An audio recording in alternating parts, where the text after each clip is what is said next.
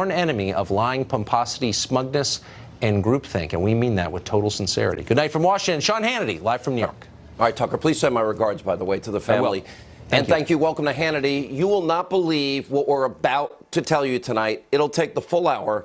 Twice demoted DOJ Bruce Ohr was grilled by Republican lawmakers for 7 hours behind closed doors earlier today. The information he revealed is tonight blowing this case wide open in terms of a fraud that was committed multiple times against the FISA court, all to get Donald Trump and his campaign and undermine his presidency. Everyone who signed off on these FISA requests signed off on fraudulent documents, and they knew they were fraudulent. Now, you won't hear this information anywhere else. Of course, your media is obsessed with hating Trump. But in minutes, we're going to tell you everything you need to know about Bruce Ohr's testimony today, including damning new revelations surrounding the rampant abuse of power in our FISA court system. What we're about to reveal should rock the country to its core. And also tonight, we have a breaking new report from John Solomon about a clear case of actual, real, with proof, Russian collusion, connecting the dots between Bruce Ohr, the DOJ, and a Putin-linked Russian oligarch. It happened. Robert Mueller, where are you? Jeff Sessions, pay attention. Now, we'll cover all the latest sad examples of actual fake news from CNN, one of their key sources. Cohen attorney Lanny Davis was feeding them a bill of lies. He says it wasn't true. He's completely backtracked about his claims related to Trump-Russia collusion, but CNN stands by their tainted reporting. Amazing. And coming up, I have a message for fake news CNN and their media reporters. They watch this show because it's more interesting. Maybe they need to watch their own network. And a strong new economic indicator, more evidence that the economy is just blowing it through the roof. All of that, plus we are tracking primary races in multiple states. Now, just moments ago, it was announced that Fox News is projecting that Trump ally Ron DeSantis will win the Republican primary for Florida governor, and Fox News is projecting that Governor Rick Scott, who's done a great job in Florida, he will win the GOP Senate primary, and he will be going up against Bill Nelson. We'll bring you the results as we have them. All right, but first, sit tight, buckle up. Time for our jam-packed opening monologue edition. All right, tonight we are blowing this case about Bruce Ohr, FISA abuse, wide open. I've been on the phone with sources all day and all night, people who are in the room during Ohr's testimony. We did learn today that Bruce Ohr said that he understood the Steele dossier would never have been accepted in a court of law. He understood it. We have 65 pages of notes and texts, and then meetings between him and Christopher Steele. He said the FBI knew about the seedy relationship with Steele. So much to cover. Stay with us. We'll break it wide open. But there's no doubt that a conspiracy to commit fraud against FISA court judges did, in fact, take place. Now, let's dive into the testimony from Bruce Ohr today. Now, remember, he is the twice-demoted DOJ official who once helped ex-foreign spy, paid for by Hillary, Christopher Steele, spread all these anti-Trump Russian lies throughout the highest levels of our government. And today, during a closed-door hearing, Bruce Ohr was grilled on the Hill by members of the House Oversight and the Judiciary Committees for 7 hours. Now, the crucial issue at play here is rampant FISA abuse surrounding Christopher Steele's dirty dossier with Russian lies that Hillary Clinton illegally funneled through a law firm into Fusion GPS, hiring then Christopher Steele. Now, our sources say that that topic was front and center at the hearing today. Get this. Sarah Carter is now reporting, she'll join us later, that we now know that the FBI was aware of Steele's blatant and extreme anti-Trump bias before they used his dossier as the bulk of their FISA court applications. Remember, Bruce Ohr even wrote Steele was, quote, desperate that Donald Trump not get elected. He was passionate that Donald Trump not being president of the United States. Sounds just like Carter, just like Page and Strzok. And Sarah Carter also reporting that today's hearing proved that the FBI was using Bruce Ohr as a back channel for Steele's anti-Trump intel, even after the FBI cut all formal ties with Christopher Steele over trust issues. And he's saying that the FBI knew everything. And despite this, Congressman John Ratcliffe, who was a part of today's hearing, is telling us that Ohr was not mentioned in any of the FBI FISA applications against a Trump campaign associate. Now, Congressman Ratcliffe, Sarah Carter, Greg Jarrett, and John Solomon will all be with us tonight. This is yet another sign of the FBI's blatant effort to hide the true nature of Clinton's bought and paid for, Steele's dirty Russian dossier.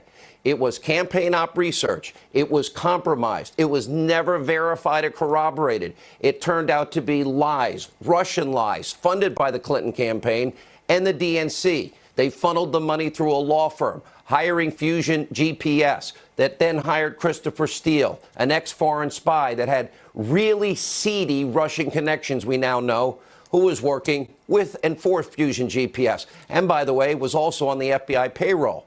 This is really the cherry on the top. He was working with Bruce Orr's wife, Nellie Orr. The Orrs were literally profiting off their relationship with Christopher Steele. Orr said today that he disclosed that to the FBI. Really? And the FBI was okay with that?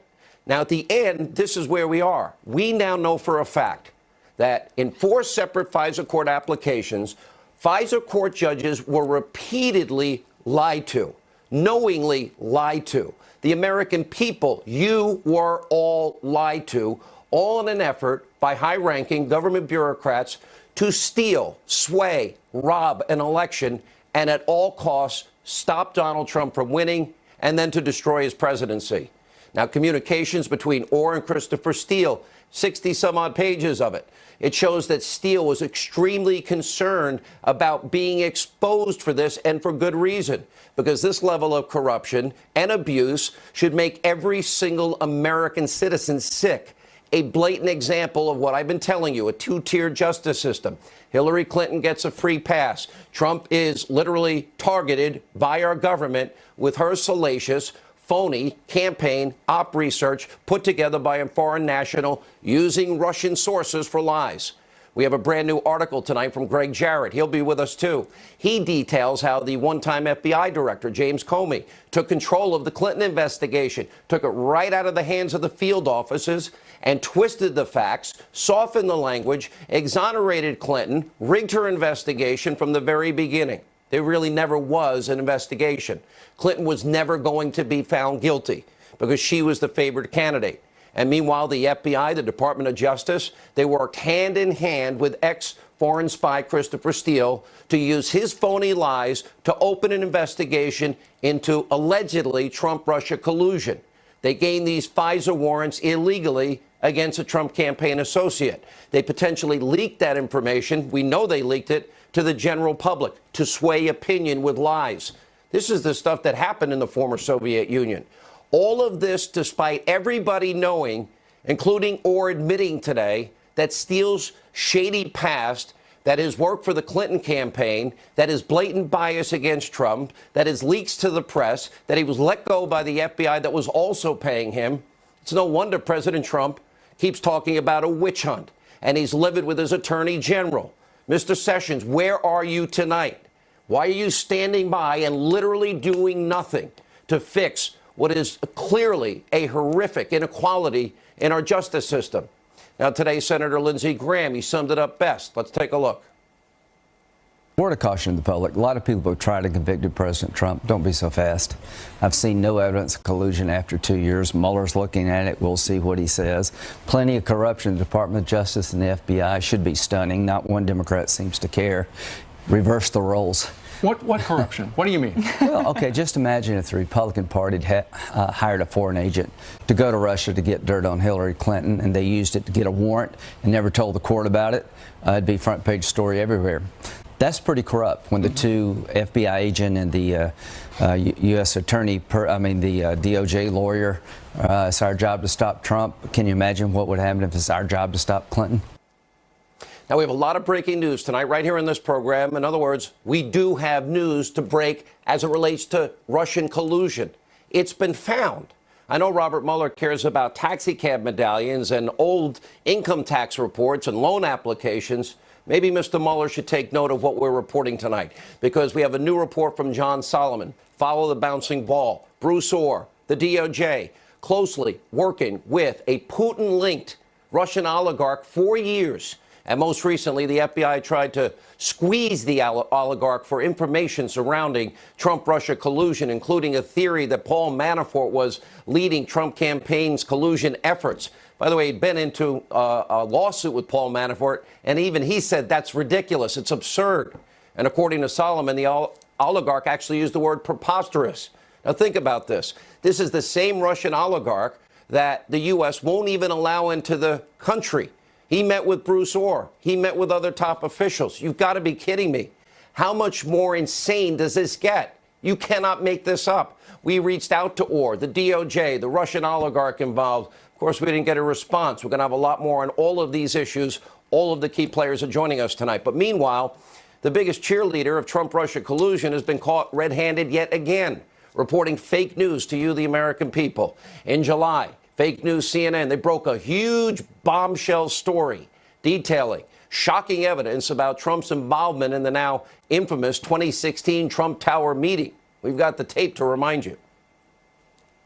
Well, Chris, tonight, sources with knowledge tell myself and Carl that Michael Cohen claims that then-candidate Donald Trump knew in advance about the June 2016 meeting in Trump Tower in which Russians were expected to offer his campaign dirt on Hillary Clinton. Crucially, these sources tell us that Cohen is willing to make that assertion to the special counsel Robert Mueller. It's very, very significant because the president has denied any foreknowledge of this event, and this meeting goes to the question of intent to collude. You've been saying for a year that we need to follow the money, follow the lies, and figure out this cover-up. So how did you do it in this case? Talk us about how you got this reporting. Well, I talked to sources. Cohen was saying that Donald Trump, the candidate for president of the United States at the time, had authorized the go-ahead for that meeting to take place with his son. More Humpty Dumpty, CNN fake news. And according to BuzzFeed, one of the unnamed sources in the report was Cohen attorney Lanny Davis. He's now completely backtracking on his claims to fake news CNN. He says that his client, in fact, does not have information of Trump's knowledge of the 2016 Trump Tower meeting. He's saying that CNN's anonymous sources, including himself, we were wrong. And after all, Michael Cohen testified under oath. This is all coming out, that he had no knowledge of Trump's involvement in that meeting or anything else. And we also have a new wrinkle in the story. When CNN published their, quote, bombshell report, they wrote that Lanny Davis declined to comment in an article where he was the primary source. That's fake news at its worst. Now, tonight, CNN is actually laughably standing by that horribly flawed story. Spokesperson even said to us they are confident in their phony reporting. It seems like a perfect story for some members, media reporters at CNN, but I guess they're probably too busy watching this show every night because they can't even watch their fake news network and their own terrible reporting that comes from them every day. Now, the debacle surrounding Lanny Davis is just the latest in a long line of faulty reporting from fake news CNN. 2017, 3 CNN employees resigned after a fake story about our friend Anthony Scaramucci. A few months later, CNN was slammed and publicly embarrassed over a fake report about Donald Trump Jr. And let's never forget CNN's fake reporting over President Trump. Remember when he was with the Japanese prime minister and they were feeding the fish? Now, since the very moment Donald Trump announced his run for office, CNN has been blinded by their hatred. And now, while the network ramps up this crazy rhetoric and faulty reporting to destroy the president, the country is actually improving by leaps and bounds. Stock market breaking new records. We're seeing historic low levels of unemployment in 14 states. African Americans, Hispanic Americans, women in the workforce, youth unemployment, a 52-year low. And now we have more great news that they'll never report. Consumer confidence today closing at an 18-year high. So much more good news to report on the economic front. We'll get to all of that. Joining us now, more information on Bruce Orr's testimony. He is Texas Congressman John Ratcliffe and from the Hill, John Solomon. We'll start with you, Congressman.